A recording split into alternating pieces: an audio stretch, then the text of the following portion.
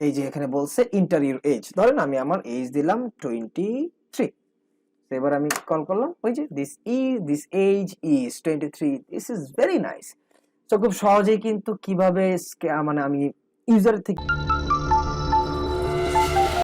Hello, আসসালামু আলাইকুম, সবাই কেমন আছেন? আশা করতেছি সবাই খুব ভালো আছেন। আজকে আমরা দেখব জাভাতে কিভাবে ইনপুট নেওয়া যায়, অর্থাৎ ইউজারের থেকে আমরা কিভাবে ইনপুট নিব সেটা আমরা দেখব। তার জন্য আমরা জাস্ট ওই যে আমরা সেই জাভা প্যাকেজ থেকে আমরা কি করছিলাম, একটা জাভা ফাইল থেকে একটা জাভা প্যাকেজ, সেখান থেকে আমরা কি করব, এখন একটা জাভা ক্লাস ক্রিয়েট করব।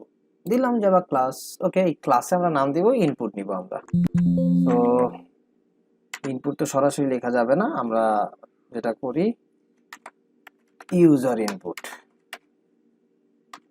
আমরা ইউজার ইনপুট নামে একটা ক্লাস খুললাম। ওকে, ক্লাস ওপেন হয়ে গেছে। ওকে, সেখানে আমাদের এই তো ইউজার ইনপুটটা চলে আসছে। সো আমরা এখানে কি করব, ইউজার ইনপুটটা নিব। সো আমাদের একটা কি করতে হবে, মেইন মেথড কল করতে হবে। সো আমরা একটা মেইন মেথড কল করলাম, মেইন মেথড কল করলাম পাবলিক স্ট্যাটিক ভয়েড মেইন। এই মেইন মেথডের মাধ্যমে আমরা কি করব, আমাদের ইনপুটটাকে কল করব।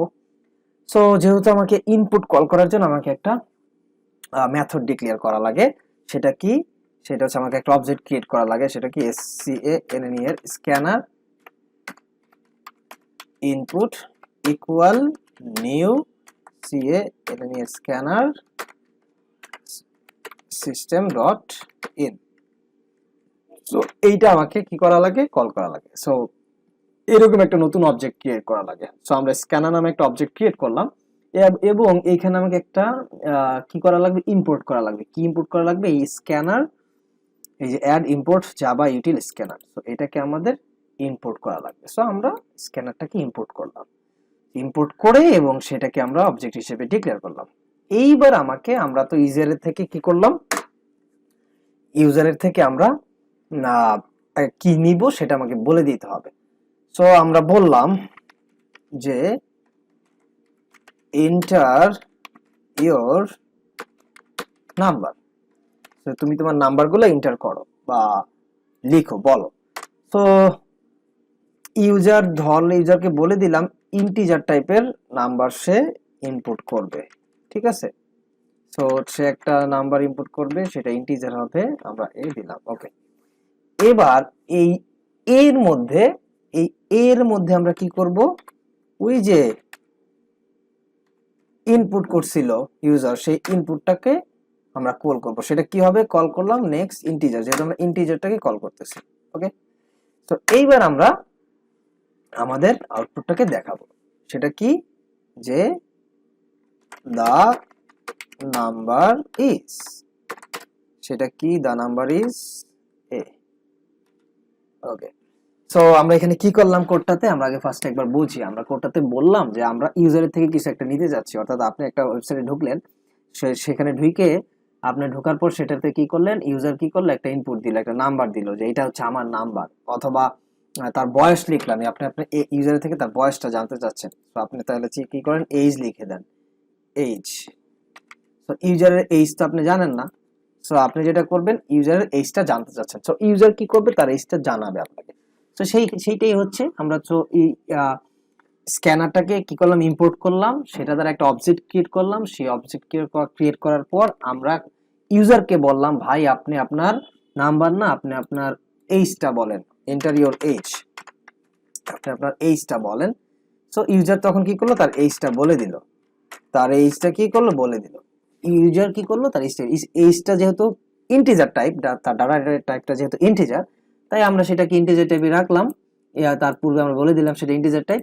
সেই এজের মধ্যে, অর্থাৎ ইন্টিজার সেই এজ ভেরিয়েবলটা, এর মধ্যে ইউজার যে ইনপুটটা দিয়েছে সেটাকে আমি রেখে দিলাম।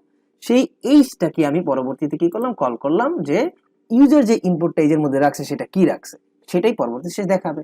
এবার আমরা একটু ফাইলটা রান করি, রান ফাইল। ওকে, দেখি কি অবস্থা হয়। তো ওকে, এই যে এখানে বলছে এন্টার ইউর এজ, ধরেন আমি আমার এজ দিলাম 23। এবার আমি কল করলাম, ওই যে this age is 23, this is very nice. তো খুব সহজেই কিন্তু কিভাবে মানে আমি ইউজার থেকে ইনপুট নিব সেটা বুঝতে পারলাম।